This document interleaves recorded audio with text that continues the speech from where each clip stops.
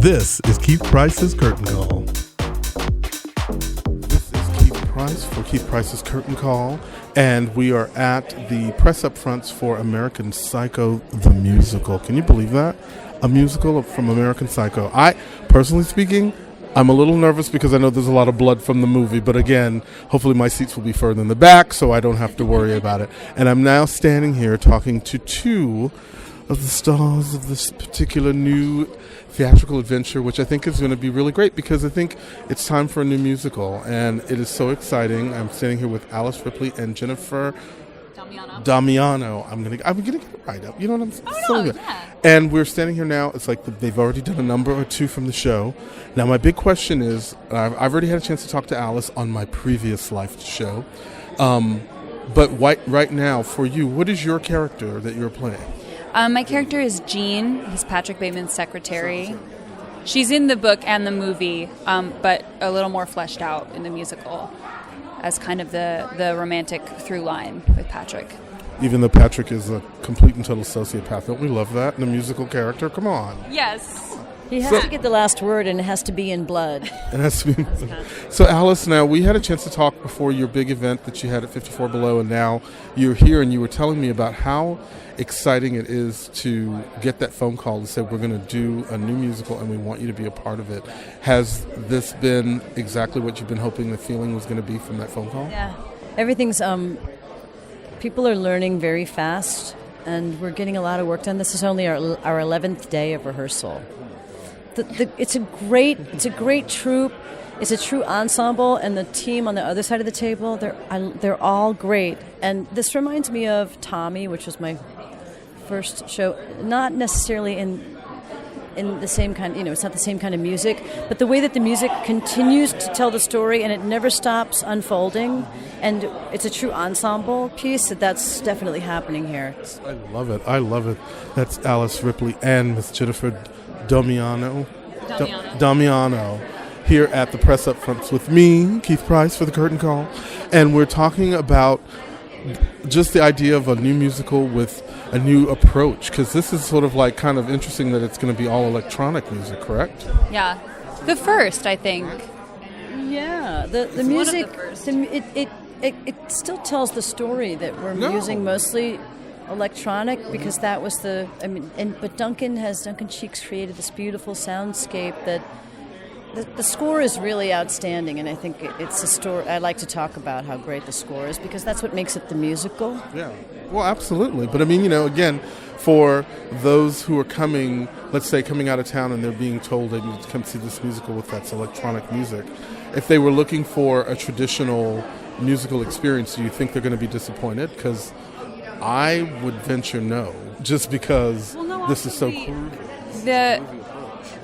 I'm sure many of those people were probably around in the 80s as well. Like, it's funny because Spring Awakening, not necessarily Next to Normal, but the younger scores, I guess you would call, like the rock scores, this is not exactly that. It has like a modern touch, but it does have like a very like 80s energy about it. So I don't think of it as like a new rock score. You know what I mean? I think of it as like a timeless kind of like conjuring of those two like styles. It's like it's just a great merging of the style and the period, bringing it kind of forth. Because I was very excited. I'm like, oh, all right, we're gonna have a dance floor beat. This is gonna be cute for me. The thing is that the people who were, they're 26 in 1989. They're actually making theater right now. They're covering it, and they're the producers, and they're writing it. And so I think that it's going to appeal to a wider audience than people might even imagine because of that. Because it has a really youthful injection to it, for sure. But I graduated from college in 1986, and it's kind of like going down memory lane for me a little bit, and it's fun. It's fun because that was before 9/11. It was before the internet and phones, and it sounds cliche, but it was a simpler time. But this story focuses on it's like a dark fairy tale that follows Patrick, one man's ego, and how he can't quench his desire through acquisitions, materialism, capitalism, money, and the only way he can quench his desire is to have the last word with blood, basically. Ooh. I think it's an R-rated musical. It's an R-rated musical? R-rated musical, but that's a good thing. Yeah, well, it's for the adults. I need adult action at my age and time. Are they coming to get me? Sure.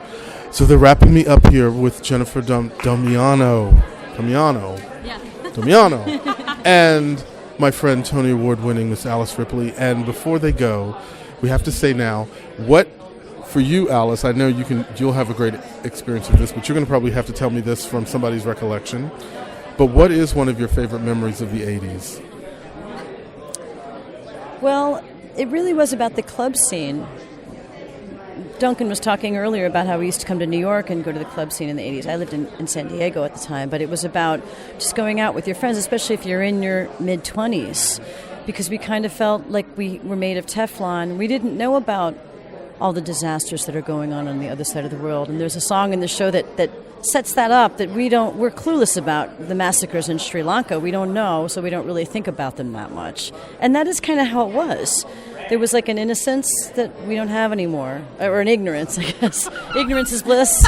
Ignorance is bliss. But so for you, what kind of envious moment do you have of the 80s? I mean, because clearly you didn't grow up in the 80s, but of what you think. What do you think?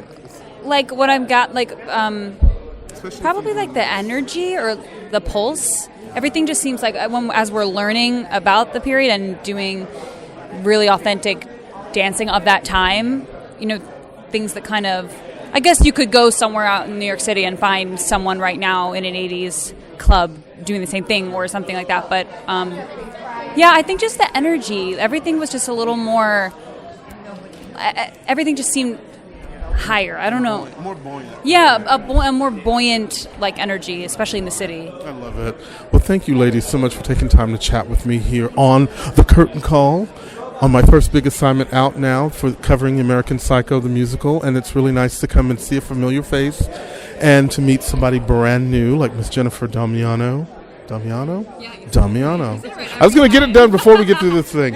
And at the same time, American Psycho starting very soon. Get online, find out how you can get tickets. This is going to be one of those shows that you're going to be going, I can't believe that they have turned this into a musical. That's all I'm going to say. That's all I'm going to say.